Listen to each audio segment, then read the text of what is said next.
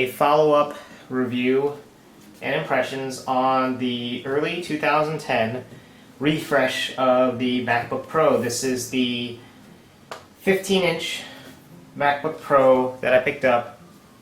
It is Core i7, 2.66 gigahertz, I believe. It has got 8 gigs of RAM and a solid state drive, which I upgraded, which is an Intel SSD. Came with originally the standard 320 gig SATA hard drive. It's 5400 RPM. If you'll notice, it has got the anti-glare screen option instead of the high glossy display. Long story short, originally I had the glass display, went back to the store, they swapped out my machine for an anti-glare. Basically, essentially what I was experiencing was a lot of glare, using it in my living room, in my bedroom, depending on what angle my windows were in my house.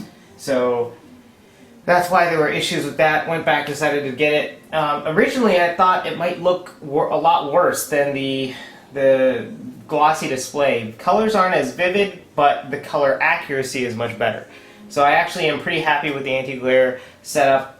It just depends on your preference. I won't sway you towards one or the other, but those are my preferences right now. I actually prefer the anti-glare option. Other things that I was asked about essentially is how easy is it to port over from PC to a Mac? And I'll let you know right now, I didn't find it that difficult because the operating system, Snow Leopard, is fairly intuitive.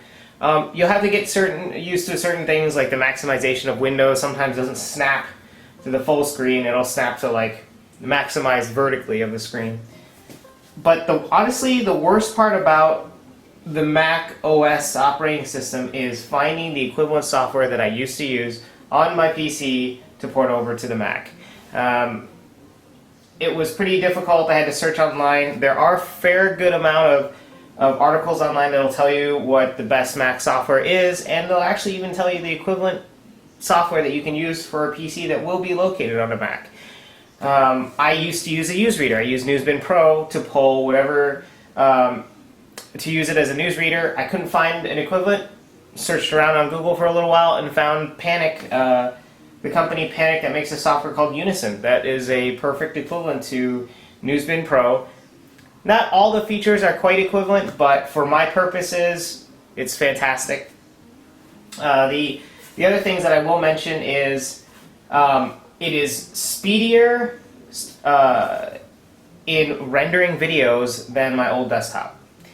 I don't know if this is because of the processor upgrade. My old desktop was a QX9650 for my desktop. This one is a Core i7 now. It's not quad core. My old one is a quad core. It might just be because my CPU is slowly dying on my old desktop, which is another reason why I'm switching over and decided to get a new computer. But I gotta say, I'm really loving the aesthetics of the new operating system, how easy it is, and honestly, installation of programs couldn't be easier. I don't run through the whole please find your executable, double click on it, and go through like 50 windows of acceptance before I can install. A lot of the software programs you'll find for your Mac, honestly, all you do is take the DMG file and open it up, drag the icon to your applications folder, bam, it's installed. Easy as that. That's what I did with Twitter, VLC, all those different programs that I've been using on my computer. So that's on the operating side of it. Changes, the aluminum unibody notebook really did not change that much from the previous model that came out. As you can see, let's see, we'll just focus that in real quick. As you can see, it comes with the AC adapter port. It's got an Ethernet jack. It's got the mini display port, which is right here. It's got the two USB ports, which are located here and here. I actually have my Logitech Performance MX plugged in. It's got an SD card slot reader and a headphone microphone jack here. It's got the battery display port, kind of displayed right here. On this front, there's just, as you can see on the side, there's the super drive and the laptop lock. The only difference that I will say with regards to what they did change is the AC adapter for the MacBook. Essentially, it is now this dongle that is at a right angle. It's no longer the MagSafe that is completely perpendicular to the plug. It is now parallel to the plug. The only difficulty in that is, I just found out when I used it, is any of the cases that you'll find right now out there, whether it's this case, this is the Incipio Feather for the MacBook unibodies, they will not plug in flush with your MacBook. So I'm just going to plug it in right here. So if you'll notice that, oops, came out.